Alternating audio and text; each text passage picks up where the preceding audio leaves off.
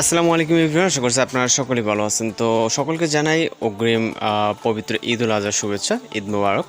তো এই ধরনের যে ঈদ মোবারকের পোস্টার ডিজাইন জাস্ট এক ক্লিকে খুব সহজে এডিটিং করতে পারবেন। এই জন্য সম্পূর্ণ ভিডিওটি কন্টিনিউ করতে থাকুন আর অবশ্যই চ্যানেলটিকে সাবস্ক্রাইব করে রাখবেন। তো চলুন শুরু করা যাক। Welcome back. তো এই ধরনের যে ঈদ মোবারক পোস্টার ডিজাইনগুলো মূলত এগুলো আপনারা যদি নিজেরা মেকিং করতে চান সেক্ষেত্রে কিন্তু অনেকটা সময়ের প্রয়োজন। তো আজকে আমরা জাস্ট এক ক্লিকে কীভাবে মেকিং করবো সেটা মূলত দেখাবো। এর জন্য সর্বপ্রথম আমাদের যেটা করতে হবে, একটি পিকচার নিতে হবে যেটির ব্যাকগ্রাউন্ডটাকে ইরেজ করে নিতে হবে। যেন আমরা গুগলে চলে যাবো হচ্ছে গুগল ক্রোমে, দেন এখান থেকে আমরা লিখবো হচ্ছে রিমুভ বিজি। জাস্ট এখানে রিমুভ বিজি লিখলে আমাদের সামনে এরকম একটা ওয়েবসাইট চলে আসবে, remove.bg। তো এরকম একটা অ্যাপ্লিকেশন আপনি দেখতে পারবেন। ওকে, দেন এখান থেকে আপলোড ইমেজে ক্লিক করবেন। এটা কিন্তু যে কোনো ক্রোম ব্রাউজার অথবা যে কোনো ব্রাউজারে সার্চ করলে কিন্তু চলে আসবে। তো এরপর আমরা একটি পিকচার সিলেক্ট করবো যেটার ব্যাকগ্রাউন্ডটাকে রিমুভ করবো। সিলেক্ট করে ডান অপশনে ক্লিক করবো। ওকে, তো এখানে জাস্ট কয়েক সেকেন্ড ওয়েট করতে হবে। এখান থেকে আমাদের যে পিকচারটা আছে এটা লোডিং নিচ্ছে। ওকে, জাস্ট 8 থেকে 10 সেকেন্ডের মতো সময় লাগে, ব্যাকগ্রাউন্ডে কিন্তু একেবারে রিমুভ হয়ে যাবে।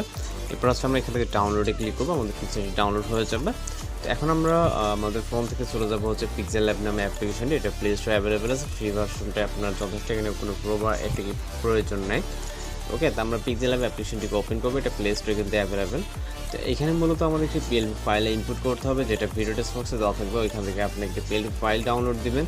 দেওয়ার পর এখান থেকে হচ্ছে আমরা রাইট সাইডে উপরে 3 ডট অপশনে এখানে ক্লিক করবো এবং ওপেন পিএলপিতে ক্লিক করব। Open PLP file. ওকে, এখান থেকে আপনার এরকম অপশন আসবে। দেন এখান থেকে ওই যে পিএলপি লেখা আছে এখানে একটা ক্লিক করবেন এবং এখান থেকে হচ্ছে আপনার যে ফাইলসে পিএলপি ফাইলটি ডাউনলোড দেওয়া আছে, যেমন আমাদের ডাউনলোড ফোল্ডার আছে, সেক্ষেত্রে আমরা ডাউনলোড ফোল্ডার আসার পর এখান থেকে এগুলো ফোল্ডার এবং নিচে হচ্ছে ফাইল আছে পিএলপি 2টা ফাইল। তো এখান থেকে আমরা এই যে নিচে যে পিএলপিটা আছে এটাকে সিলেক্ট, মূলত আপনার যেটা পিএলপি হবে আপনার যে নামে, যদি অন্য কোনো সময় আপনি অন্য কোনো ভিডিওর ক্ষেত্রে কিন্তু তখন যে ফাইলটি থাকবে ওই ফাইলের নামে কিন্তু হচ্ছে পিএলপি পেজ আপনার। ওকে, দেন এখান থেকে ওপেন অ্যান্ড অ্যাডে ক্লিক করবো এবং এখান থেকে কিন্তু আমাদের এটা অ্যাড হয়ে যাবে রেড বক্স। ওকে, তো অ্যাড হয়ে যাওয়ার পর মূলত আমাদের যেটা করতে হবে এখান থেকে হচ্ছে এই যে পিকচারটি আছে চাইলে আমরা এটাকে ডিলিট করে নিতে পারি, যেহেতু এটা আমাদের প্রয়োজন নেই। ওকে, অথবা আমরা এখান থেকে রিসিলেক্ট করতে পারি।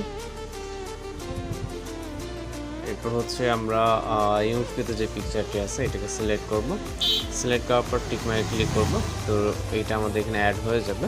এরপর হচ্ছে আমরা এখান থেকে কিন্তু চাইলে ছোট বড় করে নিতে পারি আমাদের যতটুকু প্রয়োজন। ওকে, এখান থেকে আমরা এই পজিশনে বসিয়ে দিচ্ছি একদম পারফেক্টলি, জাস্ট কোনো রকম ঝামেলা ছাড়াই কিন্তু আপনি এটাকে খুব সহজে বসিয়ে দিতে পারবেন। তো এরপর হচ্ছে যে নামটা এডিট করতে হবে। এখানে শুভেচ্ছান্তে যেটা লেখা আছে, তো আমরা এটাকে ডাবল ট্যাপ করলে এটা মূলত হচ্ছে ওপেন হয়ে যাবে এবং এটাকে ক্লিয়ার করে দিয়ে এখান থেকে আমরা যেটা লেখার এখান থেকে সেটা লিখব। ওকে, মানে আপনি আপনার নামটা লিখবেন। এখান থেকে আমি আলি লিখতেছি, আপনারা আপনাদের নাম লিখে জাস্ট এখান থেকে হচ্ছে আমরা পজিশন অ্যাডজাস্ট করবো এবং চাইলে আপনি আপনার মতো করে ছোট বড় করে দিতে পারেন। তো এখন যেরকমটা দেখতেছেন এখানে আর আপাতত কোনো কিছু এডিটিং করার প্রয়োজনে জাস্ট নাম এবং একটা পিকচার অ্যাড করলে কিন্তু হয়ে যাবে। ওকে, দেখেন খুব সহজে কিন্তু আমরা একটি পোস্টার ডিজাইন করে নিলাম, যেটা যদি আপনি এমনিতে করতে চান সেক্ষেত্রে কিন্তু অনেকটা সময়ের প্রয়োজন।